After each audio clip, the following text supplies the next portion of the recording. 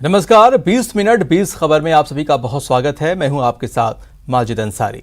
सबसे पहले हम अगले 20 मिनट में आपको देश दुनिया की 20 ऐसी खबरें बताने वाले हैं जो इस वक्त न केवल सुर्खियों में है बल्कि दिलचस्प और अहम भी है। तो शुरू करते हैं 20 मिनट में 20 खबरों का सिलसिला। सबसे पहले देखते हैं राजस्थान की कौन कौन सी खबर इस वक्त अहम है।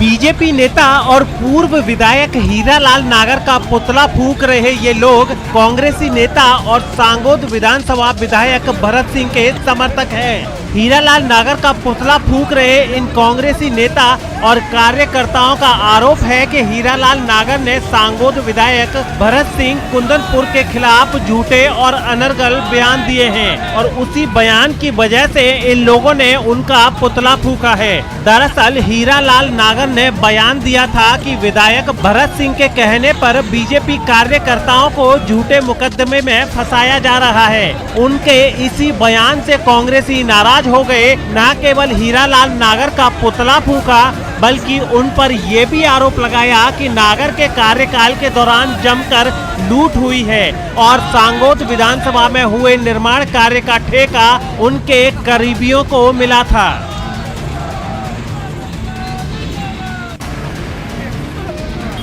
राजसमंद के आमेट में एसडीएम को ज्ञापन सौंपते ये लोग आमेट नगर पालिका के बीजेपी पार्षद हैं। ये बीजेपी पार्षद अपने साथ हो रहे भेदभाव की वजह से नाराज हैं और इसी वजह से ये एसडीएम को ज्ञापन सौंपने आए थे। इन पार्षदों का आरोप है कि आमेट नगर पालिका में बोर्ड के गठन के 1 साल बाद भी बोर्ड की कोई बैठक आयोजित नहीं हुई है। इस वजह से ना तो वो काम कर पा रहे हैं और ना ही लोगों की सड़क पानी जैसी समस्याओं के समाधान का कोई रास्ता निकाल पा रहे हैं। ऐसे में अगर बोर्ड की बैठक नहीं हुई तो फिर उनके जनप्रतिनिधि होने का क्या फायदा। इन पार्षदों ने मांग की है कि पालिका अध्यक्ष और आयुक्त को निर्देशित किया जाए कि वे अपनी जिम्मेदारी का निर्वहन सही रूप से करें और जनता के साथ पक्षपात नहीं करें। यदि ऐसा नहीं होता है तो बीजेपी पालिका अध्यक्ष के खिलाफ एक बड़ा आंदोलन करेगी। 1 साल से अधिक का समय हो गया नगर पालिका को और कोई भी बोर्ड की बैठक या पार्षद बैठक नगर पालिका द्वारा भी नहीं की गई।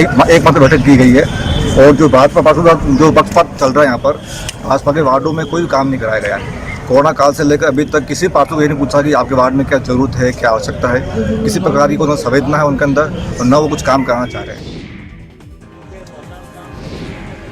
जिन आशियानों को तिनका तिनका कर जोड़ा था, जिंदगी भर की कमाई मेहनत जिस दरो दीवार में खर्च की थी वो किसी भी वक्त ढह सकती है। जान बचाने के लिए जो छत बनाई थी वो किसी भी वक्त जान ले सकती है और इसी दहशत में यहाँ के लोगों का गुस्सा फूट पड़ा है। नगरपालिका भ्रष्ट कर्मचारी, भ्रष्ट कर्मचारी अधिकारी, भ्रष्ट कर्मचारी अधिकारी। दहशत और गुस्से की ये तस्वीरें भरतपुर के कामा कस्बे में समाज कल्याण छात्रावास के करीब की हैं। बताया जा रहा है कि करीब 10 महीने पहले यहाँ लोगों के घरों के सामने नाला बनाने का काम शुरू हुआ था। ठेकेदार ने नाले के लिए गहरा गड्ढा खुदवाया लेकिन उसके निर्माण में इतनी घटिया सामग्री का इस्तेमाल किया कि नाला तो ढहा ही ढहा। अब लोगों के मकान ढहने की नौबत आ गई है। 10 महीना पहले ही बनो नालो कछु माल लगाओ ना है और हमारे तो घर की गिरने की संभावना है। सब लोग तिलक गए। जो नाले का निर्माण कराया गया है उसमें बिल्कुल घटिया सामग्री लगाई गई है। न नीचे कोई तले में मलबा पीसीसी या वो सीमेंट कंक्रीट डाला गया है। दीवारें सूखी चंदी गई हैं। अस्पताल के अंदर डॉक्टर घायल की जान बचाने की जद्दोजहद कर रहे हैं और बाहर घायल हुए शख्स के परिजन जार हो रहे हैं। परिजनों के रोने बिलखने की ये तस्वीरें भरतपुर के बयाना अस्पताल से आई हैं। बताया जा रहा है कि आनंद नाम के शख्स की नाक उसके जान पहचान के लोगों ने महज इसलिए चाकू से काट दी क्योंकि आनंद उन लोगों को उनकी मां से लड़ने झगड़ने से रोकता था।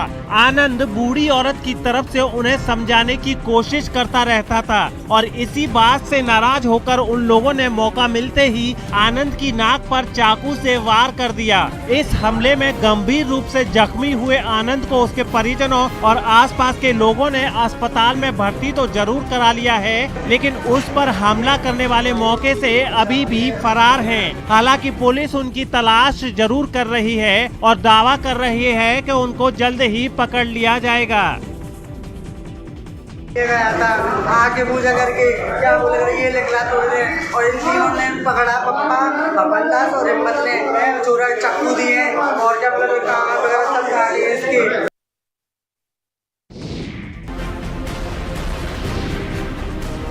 संक्रांति के दिन भले ही सैकड़ों लोगों ने पतंगबाजी का लुत्फ उठाया हो, लेकिन ये पतंगबाजी कई लोगों के लिए राहुकाल बन गई। बताया जा रहा है कि जयपुर के अलग अलग अस्पतालों में गुरुवार को पतंगबाजी के दौरान हादसा होने और चाइनीज मांझे की वजह से घायल हुए 100 से ज्यादा लोग इलाज के लिए पहुंचे थे। अकेले एसएमएस अस्पताल में पतंगबाजी के दौरान जख्मी हुए 34 लोग पहुंचे। 34 में से 32 लोगों को तो प्राथमिक उपचार के बाद छुट्टी दे दी, लेकिन 2 लोगों को भर्ती रखा गया। खास बात यह है कि इन घायलों में 15 बच्चे भी शामिल थे।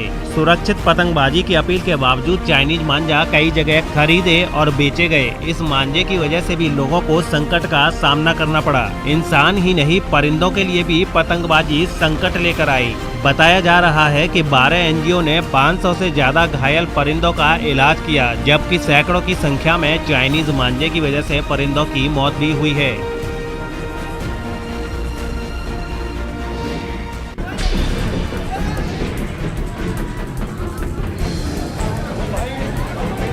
सोशल डिस्टेंसिंग हुई तार-तार, खेल के नाम पर जान से खिलवाड़।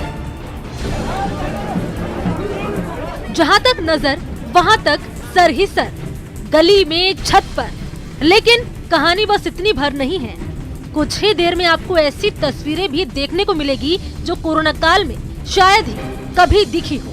कोरोना काल में हैरान करने वाली ये तस्वीरें मकर संक्रांति पर खेले जाने वाले दड़ा महोत्सव की है। बूंदी के आवा कस्बे में आयोजित दड़ा में शिरकत के लिए लोगों ने सरकार के दिशा निर्देशों की जमकर धज्जियां उड़ाई।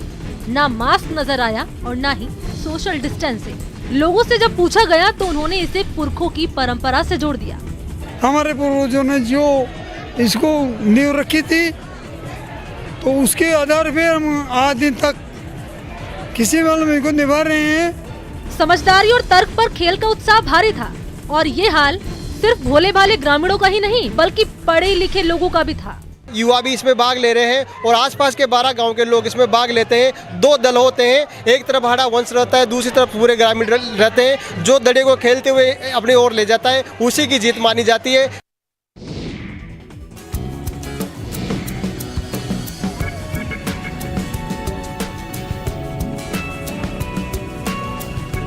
दिन में मकर संक्रांति का पर्व धूमधाम से मनाने के बाद अंधेरा होते ही जयपुर का आसमान रंगीन कैंडलों की रोशनी से जगमगा उठा।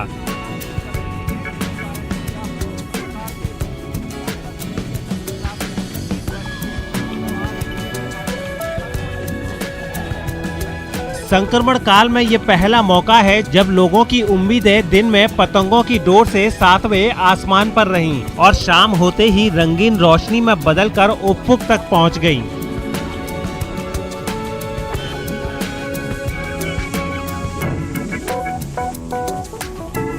रंगीन कैंडलों के साथ साथ लोगों ने संक्रांति की रात जमकर आतिशबाजी भी की।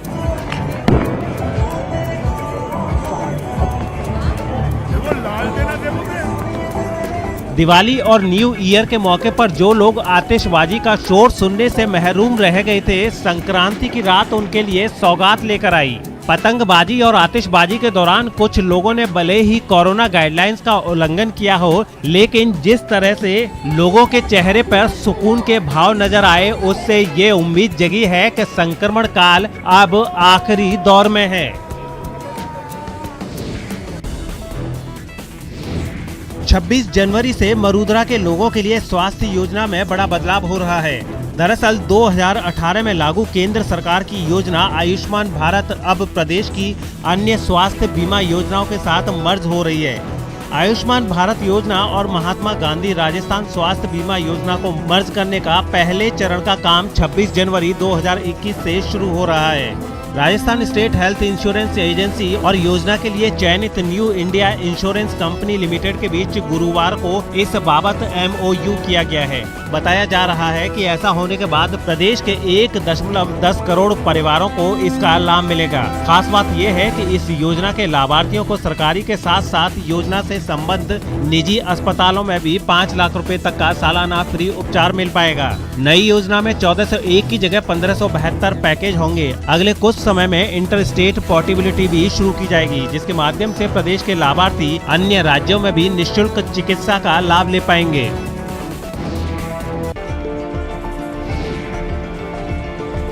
पुलिस मुख्यालय जयपुर के निर्देशों के बाद चित्तौड़गढ़ यातायात पुलिस भी अब धीरे धीरे हाईटेक हो रही है। हाईटेक व्यवस्था के तहत यहां यातायात पुलिस के जवानों को बॉडी वॉर्न कैमरे उपलब्ध कराए गए हैं। इन कैमरों की वजह से अब यातायात पुलिस के जवानों को नियमों को तोड़ने वाले लोगों का चालान बनाने में आसानी भी होगी। अब तक यहां ट्रैफिक पुलिस के 2 ASI और 8 हेड कांस्टेबल रैंक के जवानों को बॉडी वॉर्न कैमरे उपलब्ध कराए गए हैं। कैमरे मिलने से यातायात व्यवस्था में पारदर्शिता आने के साथ ही यातायात पुलिस के जवानों को यातायात के नियम तोड़ने वाले 2 पहिया और 4 पहिया वाहनों के खिलाफ चालान काटने की कार्रवाई आसान हो जाएगी। आपको बता दें कि चित्तौड़गढ़ में अभय कमांड योजना भी लागू है और इसके तहत मार्च तक 40 प्रमुख जगहों पर 90 CCTV कैमरे लगाए जाएंगे। इन सभी कैमरों की लाइव रिकॉर्डिंग जिला परिषद कार्यालय के ऊपर बने अभय कमांड सेंट्रल कंट्रोल रूम में देखी जा सकेगी। फिल्म स्टार अक्षय कुमार जब अपनी को स्टार कृति सेनन के साथ जैसलमेर में सेना के जवानों से मिलने पहुंचे तो हर कोई उनसे मिलने को बेताब हो उठा। अपने चहेते स्टार को अपने बीच पाकर जवान बेहद खुश नजर आए। दरअसल अक्षय कुमार और कृति सेनन यहां शौर्य दिवस के मौके पर आयोजित कार्यक्रम के लिए पहुंचे थे। अक्षय कुमार ने यहां न केवल मैराथन दौड़ को हरी झंडी दिखाई, बल्कि उन्होंने जवानों के साथ वॉलीबॉल का मैच भी खेला। आर्मी एरिया में आयोजित कार्यक्रम के दौरान बड़ी संख्या में सेना के जवान और अधिकारी मौजूद रहे और बॉलीवुड के खिलाड़ी कुमार कहे जाने वाले अक्षय कुमार की मौजूदगी की वजह से यहाँ के कार्यक्रम की रौनक बढ़ गयी। अब हम कोलविन शीट भी शुरू करने जा रहे हैं फरवरी फर्स्ट वीक में, तो राजस्थान में क्रिकेट पुनः शुरू हो रही है। कोलविन शील्ड क्रिकेट प्रतियोगिता कराने की प्लानिंग जोरों पर है। उम्मीद की जा रही है कि इसे फरवरी के पहले सप्ताह में कराया जा सके। RCA के उपाध्यक्ष आमीन पठान के मुताबिक पदाधिकारियों के बीच इसे लेकर चर्चा की जा चुकी है। अगर हमारी कोलविन शीट होगी तो और राजस्थान के अंदर टैलेंट की कमी नहीं है। राजस्थान में बहुत टैलेंट है और सभी जिलों को खेलने का मौका मिलेगा। तो फरवरी फर्स्ट वीक के अंदर हम कोलविन शीट को शुरू करने की प्लानिंग कर रहे हैं। RCA जितना जिला क्रिकेट दोबारा शुरू कराने को लेकर उत्साहित है, उतना ही उत्साह खिलाड़ियों में भी है। राज्य के कई खिलाड़ी डोमेस्टिक क्रिकेट की शुरुआत करना चाहते हैं। पहले क्या ओपन ट्रायल हो रहे थे, तो ओपन ट्रायल हो रहे थे, उसमें पूरे बच्चों को मौका नहीं मिल रहा था, हम जैसे युवाओं को अब मिलेगा। इसलिए ये बहुत अच्छी बात है कि 8 से दोबारा से खुला है। कोलविन होगी, 19 होगी, इससे हमें बहुत फायदा। नई ट्रायल हो रहे थे, उसका नुकसान ये था कि जो पुराने बच्चे जो पहले राजस्थान खेल रखे हैं उनको ही सिर्फ चांस मिलता था। अब जो ये नए ट्रायल आने वाले उससे हम जैसे युवा बच्चों को चांस मिलेगा, मौका मिलेगा और पता चलेगा कि किसका टैलेंट कहाँ पे है। तो 20 मिनट 20 खबर में अब देख लेते हैं कुछ अन्य राज्यों की खबरें। 50 दिन से चल रहे किसान आंदोलन का नुकसान हरियाणा और दिल्ली के उद्योगों को सबसे ज्यादा उठाना पड़ रहा है। सिंघू बॉर्डर के करीब सोनीपत के कुंडली में सैकड़ों कारखाने आंदोलन की वजह से ठप पड़े हैं, जिन्हें रोजाना करोड़ों का नुकसान उठाना पड़ रहा है। फर्नीचर बनाने वाले कारखाने हो या कपड़े बनाने वाले, बड़ी बड़ी मशीनों का कारोबार हो या छपाई करने वाले, आंदोलन के कारण सबके सामने मुसीबतों का अंबार लग गया। कुंडली इंडस्ट्रियल एरिया की सिंघू बॉर्डर से दूरी 1 किलोमीटर से भी कम है। बॉर्डर ठप होने की वजह से सबसे बड़ी परेशानी माल ढुलाई की हुई है। ना रॉ मटेरियल की मूवमेंट हो पा रही है, ना फिनिश गुड्स की मूवमेंट हो पा रही है, ना लेबर की मूवमेंट हो पा रही है। मतलब मल्टीपल लॉसेस इंडस्ट्री सफर कर रही है।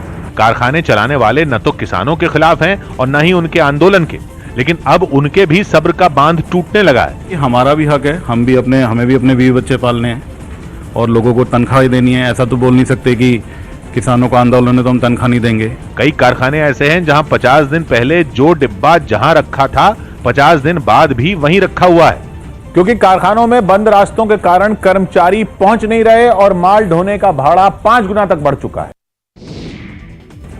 तमिलनाडु में पोंगल के त्योहार के दिन हर साल होने वाले जल्लीकट्टू के खेल का आयोजन कोरोना संकट के बीच भी उसी जोश से किया गया जैसे सालों से लोग करते आए। जल्लीकट्टू खेल के दौरान सांडों और बैलों के सींगों में सिक्के या नोट फंसाकर उन्हें भीड़ में छोड़ दिया जाता है और लोगों को उन पर काबू पाना होता है, जिसकी कुछ तस्वीरें मदुरई में बड़े पैमाने पर आयोजित एक कार्यक्रम से सामने आई, जहां एक एक कर कुछ बैलों और सांडों को मैदान में छोड़ा गया। जैसे ही वो मैदान में पहुंचे, वहां पहले से मौजूद लोग उन्हें काबू करने के लिए उनके पीछे दौड़ पड़े, लेकिन उन्हें पकड़ना हर किसी के बस की बात नहीं थी। उन बैलों और सांडों ने कई लोगों को तो इतनी बुरी तरह पटकनी दी कि उनके लिए खुद को संभालना तक मुश्किल हो गया। कोई सांडों और बैलों को पकड़ने के चक्कर में कुछ दूरी तक उन पर लटकता रहा, तो किसी को बैल ने गोल गोल घुमाकर नीचे गिरा दिया। कार्यक्रम में कुछ लोग तो ऐसे भी थे जो ये सब देखकर डर गए और वो खुद को सुरक्षित करने के लिए वहां लगाई गई लोहे की ऊंची ऊंची रेलिंग पर चढ़ गए। दिल्ली के जाफराबाद से एक हैरान कर देने वाला वीडियो सामने आया, जिसमें 2 बदमाशों ने सरेआम एक आदमी की गोली मारकर हत्या कर दी। हत्या के पीछे की वजह रंजिश बताई गई। दिन दहाड़े अंजाम दी गई इस वारदात की तस्वीरें वहां लगे एक सीसीटीवी कैमरे में रिकॉर्ड हो गई, जिनमें एक तस्वीर में रईस अंसारी नाम का एक आदमी घर के सामने अपने स्कूटर में सामान रखता और उसे साफ करता नजर आया। इस दौरान वो अपने एक जानकार के साथ बातचीत भी करता रहा। तभी वहां पहले से घात लगाए 2 बदमाश आ धमके, जिनमें एक ने उससे बातचीत शुरू कर दी, जबकि दूसरा बदमाश अपनी पिस्तौल में गोली लोड करने लगा। थोड़ी देर बाद बात करने के बाद बदमाश ने उसके सिर पर पिस्तौल लगा दी, लेकिन गोली नहीं चली। बदमाशों का इरादा भांपकर वो घर की तरफ भागने लगा। इस बीच बदमाश ने उस पर फिर गोली चलाई, लेकिन इस बार भी गोली उसे नहीं लगी। बाद में दूसरे बदमाश ने उसका पीछा किया और दौड़ाकर उसे गोली मार दी और फिर दोनों बदमाश वहां से फरार हो गए। उत्तर प्रदेश की राजधानी लखनऊ से एक हैरान कर देने वाला वीडियो सामने आया।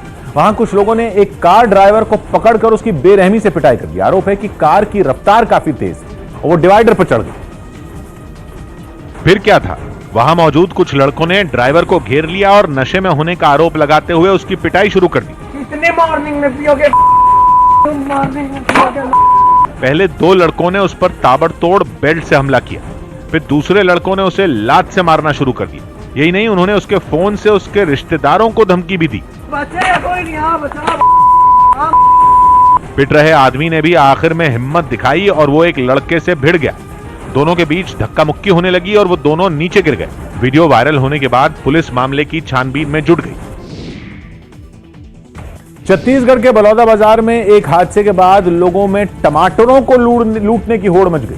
यह हादसा उस वक्त हुआ जब टमाटरों से भरा एक छोटा ट्रक सामने से आ रहे एक ट्रैक्टर से टकराकर पलट गया और उसमें रखे सारे टमाटर सड़क पर बिखर गए। सड़क पर गिरे टमाटरों को देख वहां पास में रहने वाले लोगों को लगा जैसे उनकी लॉटरी लग गई हो। इस हादसे में कुछ लोग घायल भी हुए, लेकिन टमाटरों के आगे किसी ने उनकी परवाह नहीं की। बच्चे, बूढ़े और नौजवान सभी सड़क पर बिखरे टमाटरों पर टूट पड़े। कोई थैले भरकर टमाटर ले गया, किसी ने बर्तनों में अपनी जरूरत के हिसाब से टमाटर रखे। जब तक पुलिस वहां नहीं पहुंची तब तक टमाटरों की लूट चलती रही। पुलिस ने बताया कि इस हादसे में 4 लोग मामूली रूप से घायल हुए, जिन्हें इलाज के लिए अस्पताल भेजा गया। जो फंसे हुए थे, जिसमें पुलिस पार्टी गई वहां पर तत्काल ग्रामीण को मदद से उसको आग को निकाला गया। बताया गया कि कुछ ही देर में वहां सड़क पर बिखरे सारे टमाटर इलाके के लोगों ने साफ कर दिए।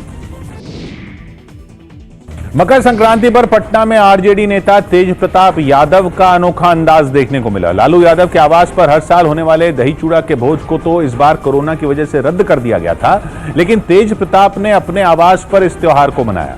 इस मौके पर उन्होंने घोड़े की सवारी भी की। तेज प्रताप ने खुद ही घोड़े की लगाम पकड़ी और फिर काफी देर तक घुड़सवारी का मजा लिया।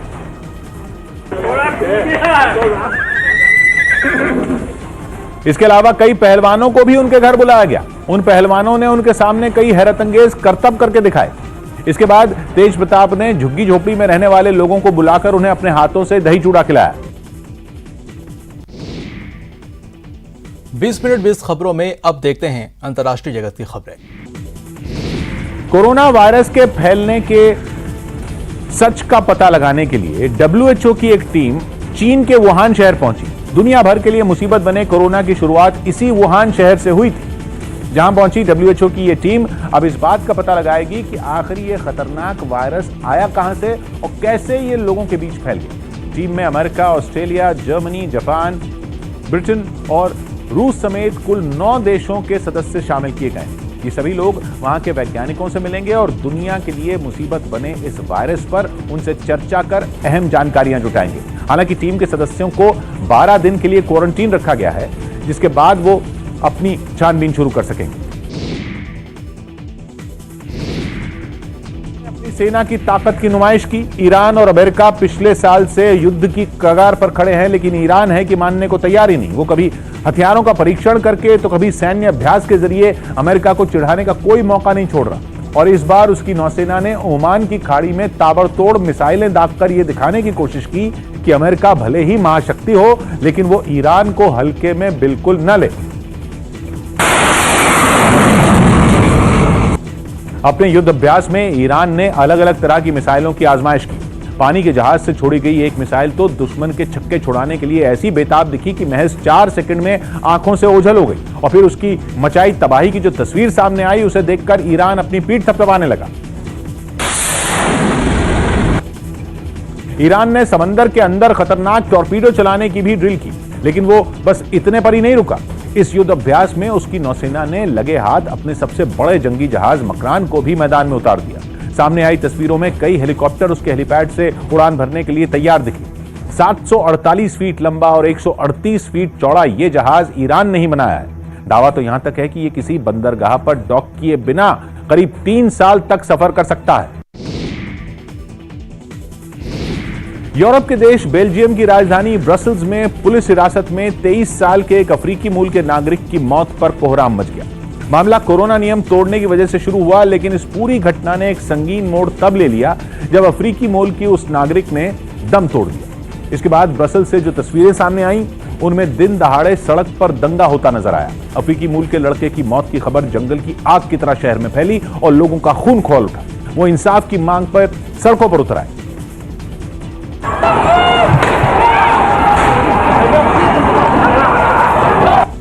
जो उन्हें दिखा, उन्होंने उसी पर अपनी भड़ास निकाल दी। कहीं बस स्टैंड को चकनाचूर कर दिया तो कहीं चीजों को फूंक डाला। प्रदर्शनकारियों ने पुलिस पर चीजें फेंकी तो पुलिस ने भी करारा जवाब दिया। उसने उन पर पानी की जोरदार बौछार कर दी, लेकिन प्रदर्शनकारी भी पीछे नहीं हटे। उन्होंने सड़क पर पटाखे छोड़ दिए।